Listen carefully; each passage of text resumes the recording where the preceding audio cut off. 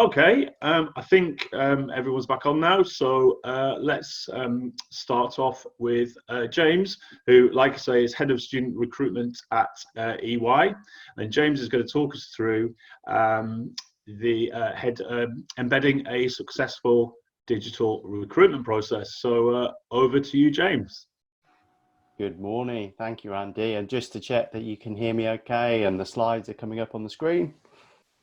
Cool. Okay, good stuff. All good. Good. And good morning, everybody. As Andy mentioned, I'm Head of Student Recruitment at EY. I'm very excited to talk to you this morning and share our experiences. Like many of you, obviously, we're all working from home, but there's probably working parents here. I am daddy daycare today. I have 2 children downstairs in the living room. I've plied them with Jaffa cakes and a pint of orange squash each, so I'm really hoping that they don't come up. But if they do, apologies in advance. I think many of us are all in the same boat. I really want to share at a high level the experiences that we had when embedding a digital recruitment process. My aim is to be as honest with you as possible.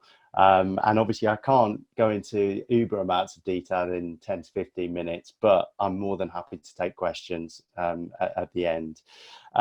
What I'd like to talk you through is kind of the background, the why, why we decided to go on this journey, and the objectives that we really sought to pursue.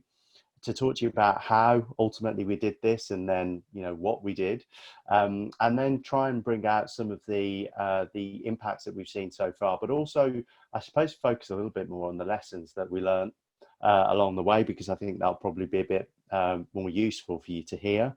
And then finally, just give you a flavour of where we're heading, and again, more than happy to take questions on any of this kind of as we go through or at the end. So this is really our former process on the screen. There was nothing wrong with it at the time. It was pretty standard, pretty formulaic in terms of student recruitment, and candidates typically enjoyed it. Some of the drawbacks that we saw were that we were using really what was a requisition-based ATS, which was really designed for experienced hire, and there's only so much customization you can do when working with a system like that. So we'd taken the technology as far as we possibly could. The experience was good for candidates. The feedback was generally positive, but as you can see, the whole process took around 12 to 14 weeks, which is fairly cumbersome, really. And while candidates aren't necessarily just accepting the first offer they receive anymore, and we've all seen kind of some of the challenges around decline rates and holding multiple offers, we still felt that time is obviously a massive factor in kind of our delivery. So that was definitely a consideration for us. I'd call out what we saw as 3 key market forces, and why anybody really should consider changing and adopting more of a digital approach. One of them is really around technology itself. We all know the macro story and how things have really evolved and continue to advance and accelerate at pace. But certainly in student recruitment, we saw an explosion around things like the adoption of video interviewing becoming commonplace, gamification becoming really popular, virtual assessment starting to kind of rear its head, and I'll talk a bit more about that in a moment. And then of course AI as well, and what place that plays in student recruitment. We also saw a big shift in candidate expectations, and I think the best way to describe this, from my perspective anyway, is that we feel that the consumer world and the candidate world are kind of converging, and the expectations of a candidate as a consumer are kind of becoming one and the same. So that whole Amazon experience and the need for immediacy is something that we were really seeing in the expectations of our candidates, and we were not in a place to be able to deliver that, and that was something we were very, very conscious of. I would also say that the other aspect is that we were really seeing candidates demand a more authentic experience in a recruitment process. And more, I guess, the ability for us to deliver a realistic job preview in kind of what we did through through our shop window, if you will. So that was another key consideration.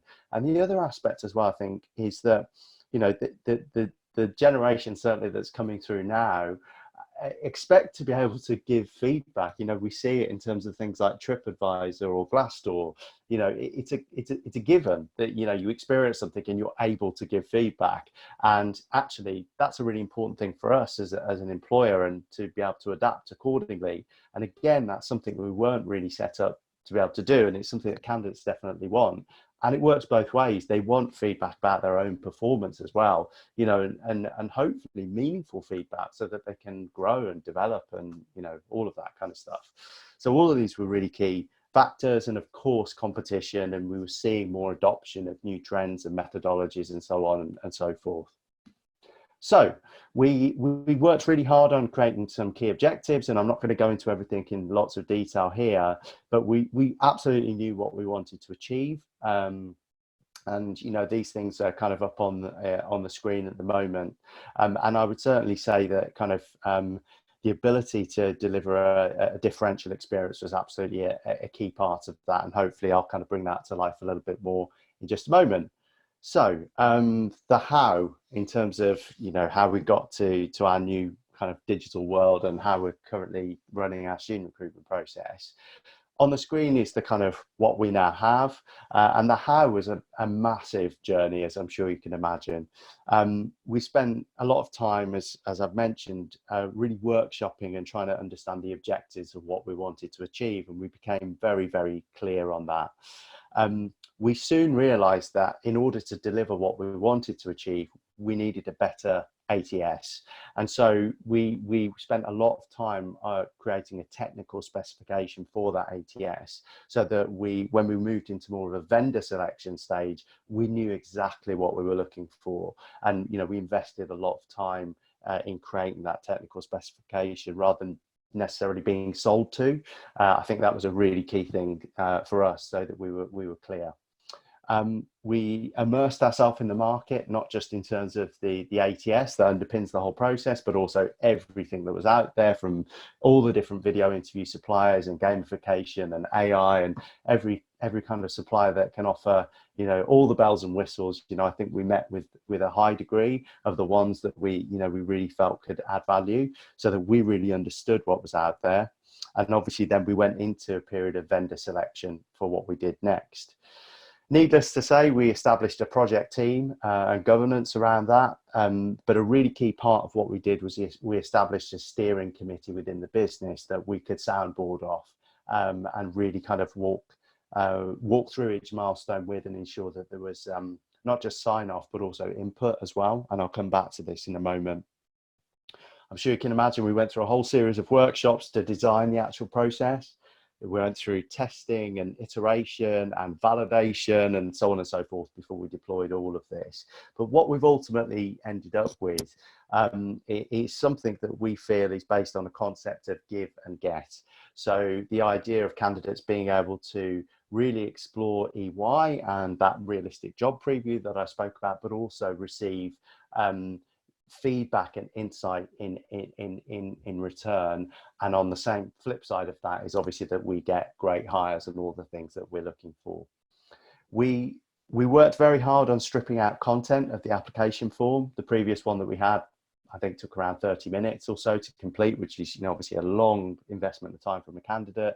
Now takes around 10 minutes, and which is, you know, a really key win for us.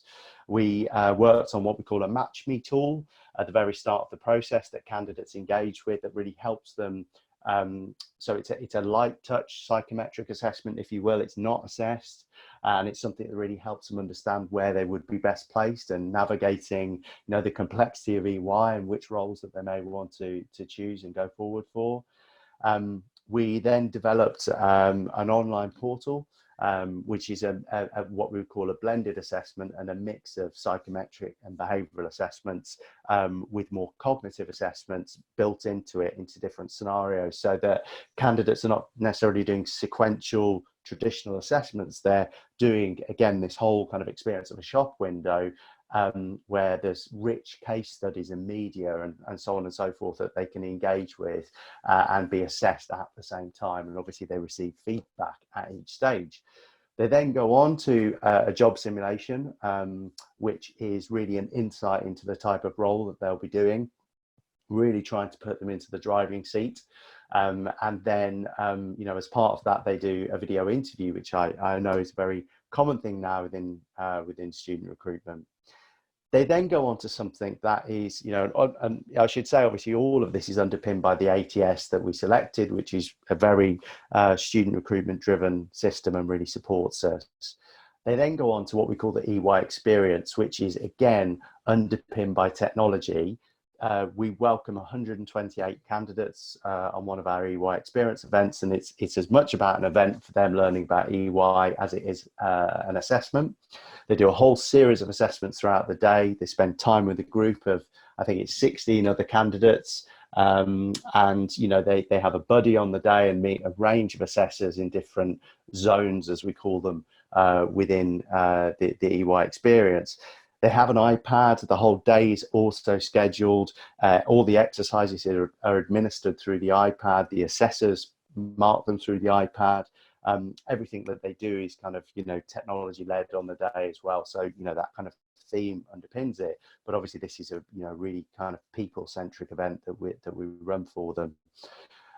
So that's essentially kind of where we got to in terms of our process. Some of the impacts that we've seen so far, obviously no surprises that pace of delivery has really improved for us, which is great. What would have taken about 4 to 5 weeks to get them through all of the upfront stages of the recruitment process to that kind of final stage assessment centre in the old world, it now takes around 1 to 2 weeks to get them to that stage, which is, significant acceleration for us, which is great. And obviously great for the candidate as well. We've seen gender results improve as well. We've been able to really pinpoint and stamp out any form of bias within our recruitment process because we've got access to data in real time. We can really see performance data at each stage at an item level because of how the process was designed. So gender has really improved. We've got really solid BAME results on the back of this, and we were already known for doing a lot around social mobility, which certainly hasn't changed, and we definitely see strong results there. And something I think everybody should be driven around and proud of is that we can offer adjustment to any candidate with any form of disability, even though this is very technology led. What comes in at the front of the funnel is what we see come out at the end, which is really key for us, that we're able to support and offer, adjustments for any candidate of any type of background as well, which has been great. The other aspects as well that we see is candidate experience. We've received brilliant feedback about the process, and we continue to. There are definitely things that we can improve on and build upon, but our net promoter scores that we're able to look at every stage in the process are among the best in the market, and we're very, very proud of that on the back of our process and what we set out to achieve. Some of the lessons that I would call out, I've mentioned things in a really positive light so far, but by no means was this an easy feat, and we've certainly seen things that have been significant challenges along the way. The objectives that we set out at the start were really important, and I would actively encourage anybody who's embarking on this kind of journey to really focus on having a true north. There are so many suppliers, great suppliers out there, but offering so many different solutions that it's hard to see the wood from the tree sometimes. And I really believe that if you've got a really clear purpose and a vision and clear objectives in terms of what you're trying to achieve, you will very quickly know actually where you need to take it, what is appropriate and what isn't. We said no to gamification, we said no to AI for, we could have absolutely adopted them, but for very specific reasons, because we had that true north. And so I'd absolutely encourage you all to do that. I would say that we were guilty of probably not involving the business enough. We had the steering committee as part of the project, which was great, but there was even more that we could have and should have done. I don't think you can underestimate how much change, like for us, we live and breathe and talk about this as recruiters, but the business and certainly line managers within the business this isn't part and parcel of what they do and who they are. We've got to include them and involve them in this journey. It's a massive transformation and change to adopt this kind of style, and I think there's more that we could have done with that, and we've certainly learned our lesson there. And we've really had to build upon. I definitely think that technology is only part of the answer. All of this is about how we embed successful digital recruitment processes, but I'm a big believer that recruitment is people centric. And yes, we will continue to adopt more technology, but I believe that people aren't going anywhere from our business, and we have to. The more technology we embed, the more we have to drive people and candidates experience and high touch intervention from recruiters. I really believe in that. Um, and the other piece I'd say, in terms of perhaps a mistake that we made, we probably didn't spend enough time in the validation stage of the recruitment process. So spending time with incumbents in roles, really taking the assessments and understanding the outputs of those assessments to ensure that it was calibrated perfectly for success. We spent a lot of time when we opened in those first few months tweaking and tinkering with the process and the different thresholds and benchmarks. And it really cost us in terms of getting the right quality of hire in those first few months, but also as well that the aspects around gender and BME and all the things that I've mentioned. It took us a while to get to that point. And it's a science, it's a fine art, and it's very data led. So absolutely encourage you to invest more time before you go live in that. I'm really conscious of time, Andy. I've got a little bit more to say, or do you want me to finish now and take questions? No, I just want you to shut up. Ah. Not at all, James. This is really, really interesting. Yeah, please carry on. Okay, it's only a tiny bit, which is about kind of where I see this heading next.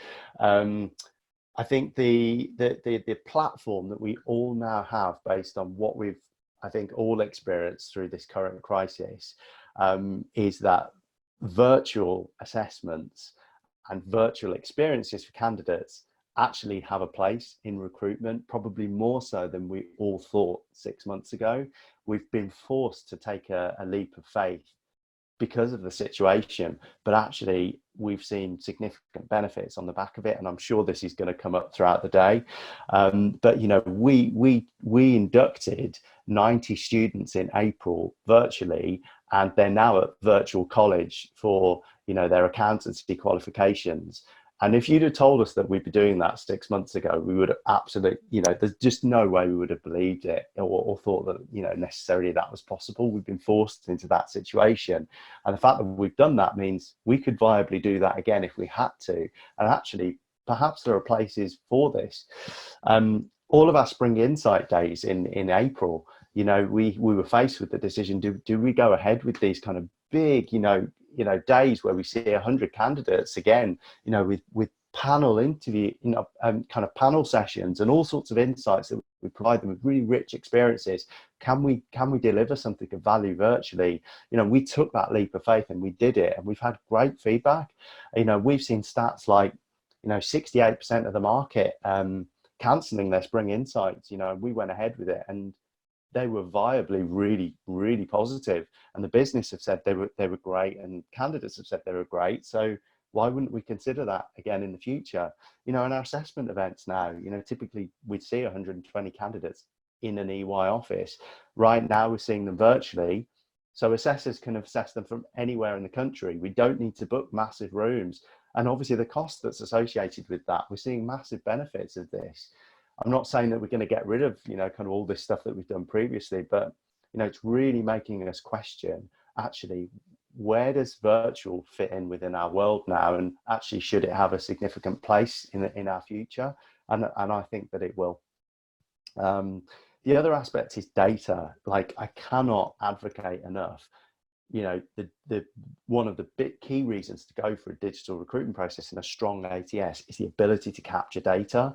And we are heavily investing in the creation of what we're calling a data lake, and the ability to complete regression testing every year on that data lake for our intakes, to predict the capability of our future hires, to know which levers to pull, which strengths and which capabilities are the ones that really make a difference in specific areas of the business, so that we can go back every year and constantly iterate and really predict the most successful hire within the firm. So we're investing a lot of energy in that, and I see that becoming commonplace within student recruitment. And then again, and I won't dwell on this, recruiters aren't going anywhere in terms of my belief.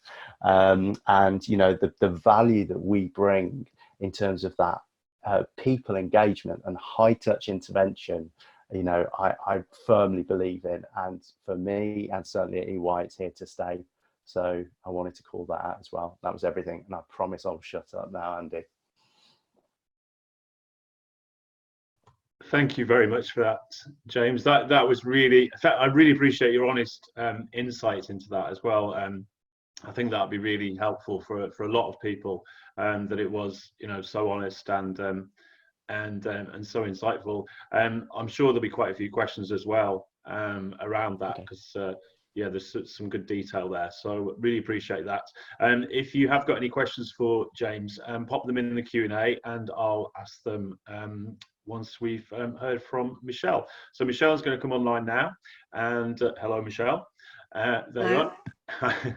And Michelle's going to talk us through, we're going to look at employer brand, but also a little bit around what universities are expecting from employers. Michelle's head of marketing for JobTeaser.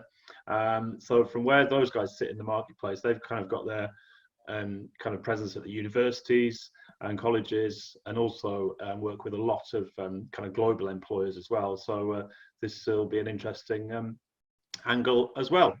Please do take it away, Michelle. Thank you. Right, I'm just going to switch the screen. Hopefully everything is seamless. Okay, so thank you for the introduction.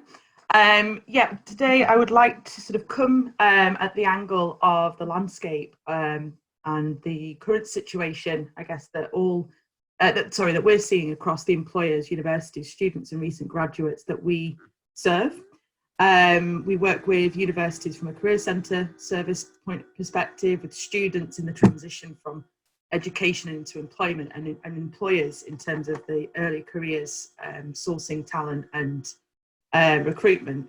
And normally we have a pretty good landscape of, or idea of the landscape across Europe because of that, because we span over 22 countries. But I think with the current COVID sort of 19 impact, it means that we've been monitoring it more closely than normal. And I think what might be interesting is to share some insights with you today that might help you when you're reflecting on the process at the moment. Now, as James touched upon before, I mean, this industry is very techy. Obviously, HR has some fantastic technology in the recruitment processes already, and that's probably allowed you to be really agile in this particular situation. But I think there's probably most people are still reviewing that and saying, how do we really make this work online? If it's not just a short-term thing, and the effects are going to be a bit more long-lasting, like we expect they are. So how do we make sure that the process that we've got online reaches the demographic effectively, and that it is ultimately a successful process? So I wanted to sort of start by looking at understanding the current landscape of students. I think it's really important to understand where they're coming from and what situation they're in, to really be able to address the needs they have in the recruitment process. And obviously I'll probably kind of spend most of my time talking about that kind of attraction and sourcing stage, because that's ultimately where a lot of the focus is for us as a business, because of the connections with students in particular. But I think being able to sort of respond to those needs is going to help, create more success. So what have we learned so far? We've actually conducted several surveys and interviews with students across the network, either one-on-one or with our student activation managers, or even through a really large-scale survey that we've conducted in recent weeks of 7,000 students across Europe. And that will be released in the next couple of weeks, so everybody can sort of have a look at that data. And although I can't give it all away today and give all the data away today, I will give a few insights of what we're seeing through that research. and things that you might want to consider. So I think, first of all, it's really important to remember that students have also gone through quite a big transformation in the way that they're working, the way they're learning online. The majority have actually had to leave university. That's what we found. It's around 75% have moved back home and away from the university campuses, and that's obviously had a big impact on students as well. And many have, as a result, have lost sort of part-time jobs. Many are reporting back, and I say the majority of students we've surveyed, that their internships and placements have maybe been cancelled or postponed for good reason, of course. But of course, the whole situation and what they're hearing and what they're not hearing, I guess, is kind of creating quite a level of anxiety, and certainly getting them to be very worried about what the impact of this is on actually completing their degree and coming out with a qualification that's going to be relevant for today, and if the job market is there when they come out the other side. So we've seen this anxiety particularly heightened, not surprisingly, in the final years of university and those that are graduating this year. But despite this, because it does sound kind of on the negative side, they are actually still very optimistic about their own prospects and their first jobs, which is great to hear. And of course, not surprisingly, more online than ever before, and are really embracing lots of new technologies themselves. So some students we talked to have said that actually they're starting to use technology platforms that they've never used before. So things like Teams and Slack and Zoom and all of these great tools for interacting, because their universities, for example, are using them now to help engage students and to run their courses through. But what we've definitely noticed is the first couple of weeks of the lockdown, we definitely saw a decrease in traffic to our platforms and to the career services. And obviously we were sort of had some alarm bells around that. We were thinking, my goodness, what's going to happen with this? And of course, it was all part of that initial kind of real shock factor that we've all been through.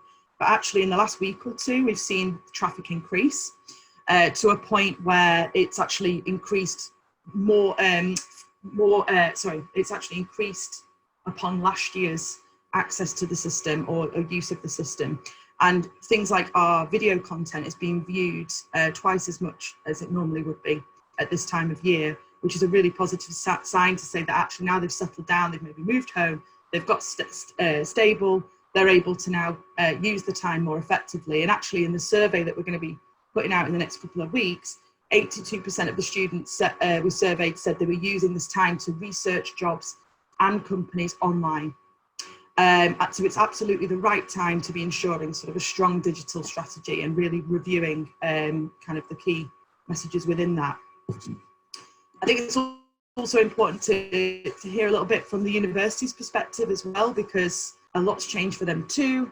Of course, they've made the switch to online, to delivering course and continuing business as usual. They are committed to ensuring that students complete their education. And all of the support services have obviously headed that way too. So the career service is now online. However, we have had many reports that they're feeling quite disconnected to what's actually happening, the realities of the graduate labour market, perhaps having less communication with companies than they normally do. They're seeing quite obviously that job adverts are reducing and they're not having as many employers asking them to put up job adverts and things like that. So it is kind of creating a bit of uncertainty from that perspective. And of course, that has a knock-on effect to what they can communicate to students to help reassure them and give them the right advice that they need. So I think they're looking to ultimately maintain good relationships with employers and to really be kept up to speed with what's happening so they can help with that transition and help students prepare.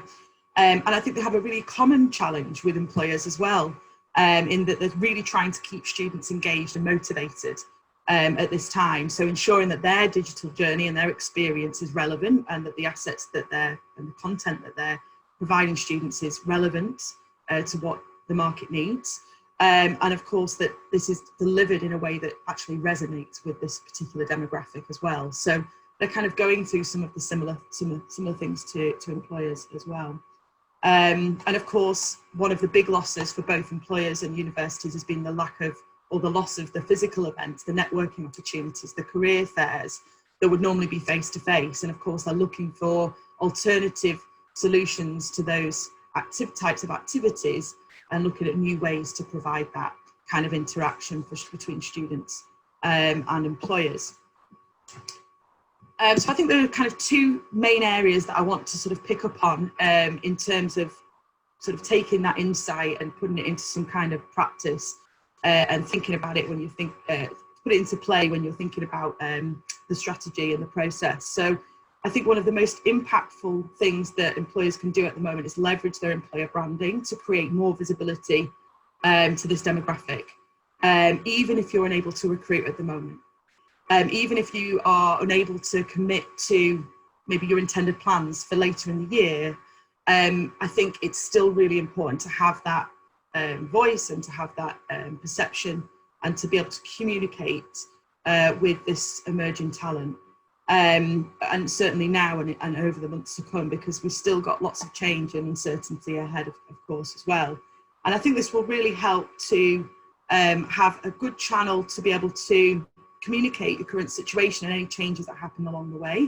But also, if you're authentic and honest and you communicate frequently on these points, then it will also become a very trusted kind of point of contact that they can rely on to really get a feel for what's actually happening and the realistic side of that.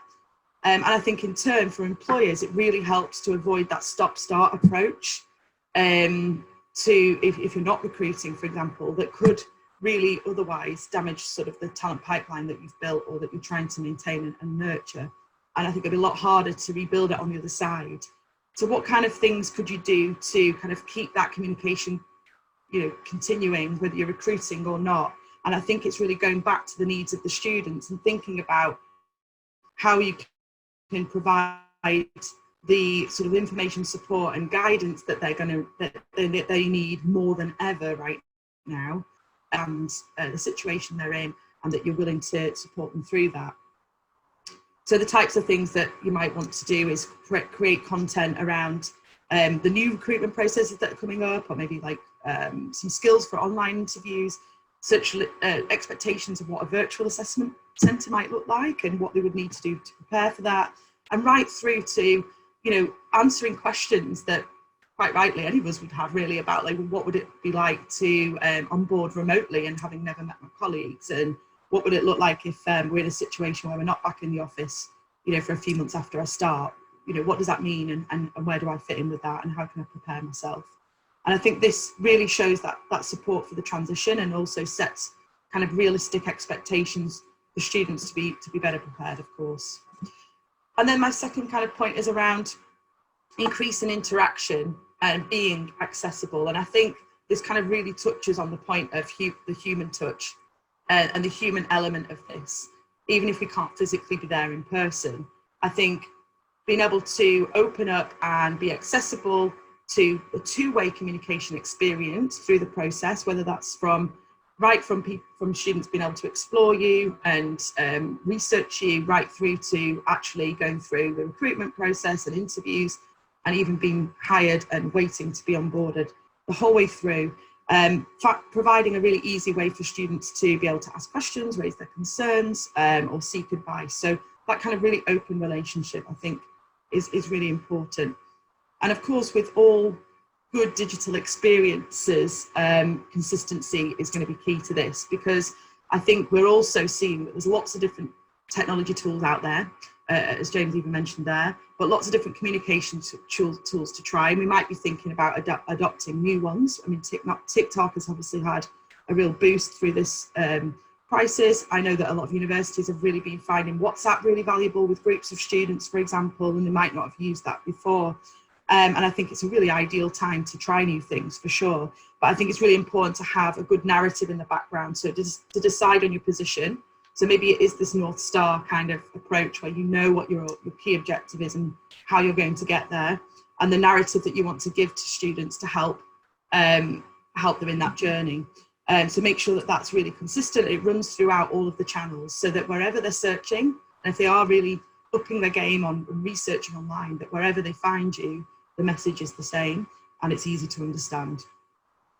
And I think it's really important as well to just touch upon briefly kind of the recruitment, from a recruitment perspective, about sourcing talent, because I think if a lot of effort goes into sort of promoting and employer branding and attracting. There might be a knock-on effect with a challenge around sort of dealing with increased applications potentially, or maybe a kind of balance of receiving best matched candidates versus, you know, quantity of applications. So I think it's also worth looking and investigating into new ways that perhaps technology can help better match to profiles that you're looking for, to help produce more quality, and to do more targeted searches, and really work on sort of being able to relate to the target profiles that you really want to attract. And of course, if possible, find ways to also increase interaction through online events. So we were looking for ways to replace that physical activity that you might normally sort of carry out.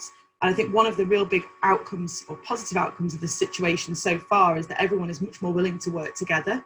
So I think collaboration is really key to this as well in terms of online events and online networking, and that's to collaborate, of course, with universities. You know, it might even be a good opportunity to engage with universities that you wouldn't normally think of working with, to help widen the talent pool, for example. It might be easier to do that because it is more efficient to make those connections online. And of course, provide different types of online events, whether it's meet the employer and different ways to maybe do a virtual careers fair. And I think also, as well as collaborating with universities, I think competition is also really relevant at the moment in terms of collaboration as well with other organisations in your sector or industry, where you feel that you've got a shared sort of common goal, or you've got some shared insight that you think would benefit the transition as well. And of course, there's lots of initiatives out there at the moment that you could take advantage of that really help employers and students to connect and interact more. And one example of this, of course, is a little plug for JobTeaser as well, I'm afraid, but it's a free initiative that we've just started as, to help employers connect with students and vice versa, called Meet the Expert. And it's basically using some new live video technology that we've just integrated into the platform, so that we can basically provide, get guest speakers on board to provide sort of that much needed expert advice for students. And it could be on topics around career building and skills development. It could be talking about online recruitment processes, or how to remote work, or anything else that you think would really benefit and you think that it's important for them to know or understand while they're preparing for the sort of entry into the first career. And we're facilitating these sort of video sessions and promoting them directly through the university career services, and of course recorded so they could be used and promoted through companies' own sort of employer branded channels as well. And I think there's quite a lot of this kind of initiative happening. So I think if you can embed this into the process at the moment, it would give sort of extra support to your strategy at the moment. Okay, so that's really the kind of key things that I wanted to cover, and I can obviously answer any questions in the Q&A, and I hope you found that interesting. Like I said at the beginning, there will be kind of more surveys coming out in the next couple of weeks that should give you more insight that you can use when you're reflecting on your own processes and practices as well. And you can obviously follow us on LinkedIn if you want to keep up to date with that, because it will definitely be posted on there. And that's it. Thank you, Andy. Thank you, Michelle. That was really insightful. It's also interesting to hear, the kind of initiatives that different kind of guess different parts of the community are kind of engaged in, and suppliers and solution providers to the sector. So yeah, that was really interesting. Thanks, Michelle, for that. We've got some questions coming in. Some pretty interesting questions. So James, starting back with you. Obviously you talked through an array of kind of objectives that you guys have, and how maybe it's kind of how do you quantify those, really? That's what the question is. So kind of quality of hire, disruption in the market, improving efficiency, obviously great objectives, which every kind of employer needs to have, but how do you kind of demonstrate these results to the board, really? Yeah, so I guess what's it behind all of those are kind of key metrics, and we have a very well-defined scorecard in terms of what we're looking to achieve. So if I think about the quality piece, you know, for us, that can be obtained through feedback in role from line managers and counsellors. We look at their pass rates for us in terms of, so maybe it's about passing the graduate program within, you know, certain organizations. For us, a lot of our roles have a professional qualification, so the pass rates for those, you know, that's a key quality metric, for example. Or, you know, did they get an exceptional bonus performance award, for example, and so on and so forth. Efficiency, you know, you're looking at pace of delivery, time to hire, what was it before, what is it now, how do we want to kind of reduce that, or so on and so forth. And also I think with efficiency for us, it was about volume of assessments being utilized. So if, you know, in the old world we'd run, I don't know, for us probably 6,000 to 7,000 telephone interviews, for example. You know, is there a way that we can actually reduce that through the job simulation process? You know, and that's the kind of stuff that we looked at. Okay. Oh, thanks for that. Another question would be, you mentioned obviously, you know, you're kind of engaging with tech, just like most other employers are increasingly. And interesting one, why didn't you use AI and gamification? Which, Okay. I mean, I find that quite interesting as well, that you kind of stepped away from that. Yeah, of course. So think about gamification. We were really impressed with some of the suppliers that we met with, and the work that they've done is just phenomenal, and particularly around the predictive capability of some of the assessments that they use. It still is very intriguing, very interesting. We're still in touch and discussing it. I think the driving force for us comes back to this objective that we had around providing the candidate with the most authentic, realistic job preview we could. And we just didn't feel at the time, the way gamification is set up, that we were providing them with that realistic job preview. And I think it came down to that, to be honest with you. From the AI perspective, we felt it was exciting. Again, it definitely has a place in recruitment, but it was early days.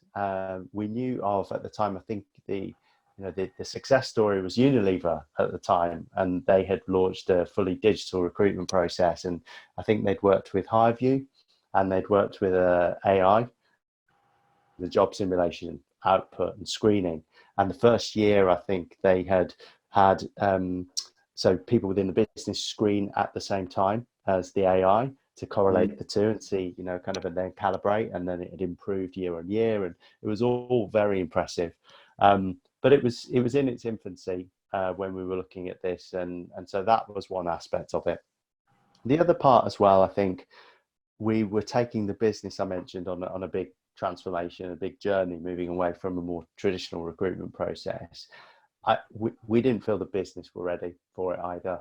And as well as a firm, you know, we're very, very people centric. I think to have sold AI to the business at that point, I'm not sure we were in that place. No, fair enough. Interesting. Sorry. Can I ask a follow-up question on that? Yeah, go for it, Rebecca. One of the sections we look at in the benchmark program is around use of technology. And having recently come out of an in-house role, I found it was a real challenge to understand, and you've touched on it, which elements of technology really support you as a business. So which are appropriate for you versus which is a bit of flavour of the month, and are you jumping on the bandwagon? And I think what you've described is you considered it around the gamification, it wasn't appropriate at the time. But over the last few weeks, what you've learned is actually almost seeing some of those things that we thought were challenges and were impossible, technology has enabled us to do in a very different way. So my question, and it might be a little bit early for you to have a view on this, because you've talked around maybe taking that forward. Have you got thoughts on how you will take that forward, bearing in mind balancing the readiness of the business, what's appropriate in terms of keeping a candidate engaged, because that personal interaction is still really, really important, and which bits of what you've learned through using technology and remote interaction would really work? So I think, well, one thing is like the taking the business on the journey, what's interesting is a lot of areas that would be quite traditional in EY that we would struggle to really sell this kind of proposition in are coming to us, talking to us about the benefits they've now seen of some of the insight days or the assessment events that we're running virtually. It's almost done its job for us, which is really, really interesting. And we never saw that coming. So the sell has become more straightforward, I would say. In terms of where I see it going, so if I think about the assessment events, for example, that we're running at the moment, which are all virtual, we're using Microsoft Teams to do them. I don't see them necessarily replacing what we do, but I see perhaps a blended approach. And I think there's a real benefit to this for us, but also for candidates, of perhaps offering them a choice of what they want to do. And that's where I'm more inclined to take things. Yeah, it's going to be fascinating, I think. Yeah, we that's kind of connected to a question we've had from one of the panel, actually, Kirsty, who joined us last year as a recent graduate, who's doing a very good job within our kind of marketing and events team. And it's kind of it's a similar sort of question, really, about the same topic, but it's about how do you, obviously you're moving closer to digital, but how do you deal with the rejections? You know, the grads and the kind of early careers candidates that you reject. What's this kind of the process for keeping the human touch going? Yeah, just kind of add on that, just from my experience and, you know, those of my peers, we've kind of faced situations where things do move a little bit more virtually, that, you know, we get automated generic emails of rejecting, or, you know, sometimes nothing at all. And I really just wondered how you're managing that process versus kind of automating and using a more kind of digital focus. Yeah, I think it's not it's something we're always very, very conscious of, because, you know, as I've said a lot, it's a human business. What we do, we're not dealing with numbers, we're dealing with people, and people with aspirations and emotions and stuff. The further up the process, so at the very top of the funnel, if you're talking about the first stages, it's obviously very hard with the kind of volumes that we deal with to be having conversations with people on an individual basis. It's impossible. We don't have the kind of resource to be able to do that. But the best thing that we can do is to try and invest in technologies and platforms and the ability to keep getting better at the type of feedback that we're able to deliver and serve up to candidates. And every year we look at this in terms of a more iterative approach. So one thing I've mentioned is net promoter scores. One thing to consider is that we give candidates a platform to give us feedback. So if they're frustrated about something and they don't enjoy that part of the process, or the automated email, or the feedback that they receive is not rich enough, we now know about that. Whereas 2 years ago, we wouldn't have known about that. We would have blindly gone on thinking what we've designed, this works for us and we've done it for all these right reasons. But actually, we weren't in tune with that. Now what we're able to do is actually refine. So this year coming, you know, we're going through another process of enhancing the recruitment process. One of the things that will happen is we'll look at those feedback reports. We will look at what candidates are saying to us, and we'll try to make it better and more valuable. I think that's the key thing, but it's hard not to automate the start of the recruitment process. Yeah, and I think that's actually doing that as well is a great way of, we were talking about it earlier, but a great way of making those grads or emerging talents feel validated and empowered, by allowing them to give you the feedback in a time that kind of may be a bit more difficult for them. So I think that's... Yeah. And I think, you know, where I talk about higher touch human intervention, you know, as candidates make it through the recruitment process, we spend more time with them. And I'm sure you can imagine, you know, there's nuances within the markets that we engage with. You know, as a candidate who's 18, of which we hire around 250 school leaver age students a year, is very different to somebody that's been at university and kind of had career coaching and, you know, all the stuff that we see. Universities do a great job of providing candidates. It's a totally different approach, and we have to invest more time with those candidates and more time, offering a value, whether that's through delivering something automated, but also through things like webinars or even one-to-one conversations. And I think the other aspect is, as candidates get through the process and have invested more time, yes, they get automated feedback at every stage, but they get the offer of speaking to a person at EY about how they've done. Perfect. Yeah. And that's something, but it is difficult. I think it would be disingenuous of a volume student recruiter to say that they could provide that personal touch at the very start of it. It's just not possible. So you've got to get better. Michelle, have you, from obviously where you're sitting in the kind of community, have you got some kind of anything to add to that in terms of kind of communication channels, how the employers that you're working with are communicating, excuse me, and what you've found? Yeah, I mean, I think just having some way to engage, and I know like two-way, so being able to feedback but also ask questions as well, like I mentioned. So I think realistically we're seeing a lot of chatbot type things, aren't we, that aren't really real people, and that seems to be quite popular, so that there is some kind of intervention there. But I think that it would be nice to see more interaction through maybe more personal messaging, like a WhatsApp group, or perhaps for a round of people who've been going through a recruitment round, for example, or a particular group of people with a particular interest, or maybe start looking at sort of more community-based things, or maybe messaging platforms as well, so it feels more personal, more direct. But yeah, I mean, this is obviously clearly a key area that we hear about a lot in terms of, I mean, and it happens a little bit two-way as well, because likewise, we also hear from employers that, there's a lot of cases where they get to a certain point with candidates and then they don't hear from them again as well. So it actually is a two-way thing completely, because employers also suffer from candidates not responding. Definitely. And the other way around. So it is a really encouraging more kind of open two-way kind of relationships is really important. For both sides, I think.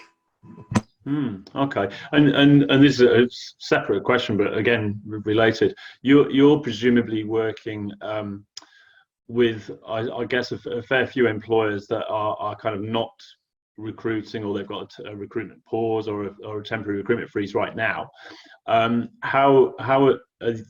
What's your kind of take on how they can continue talent pipelining?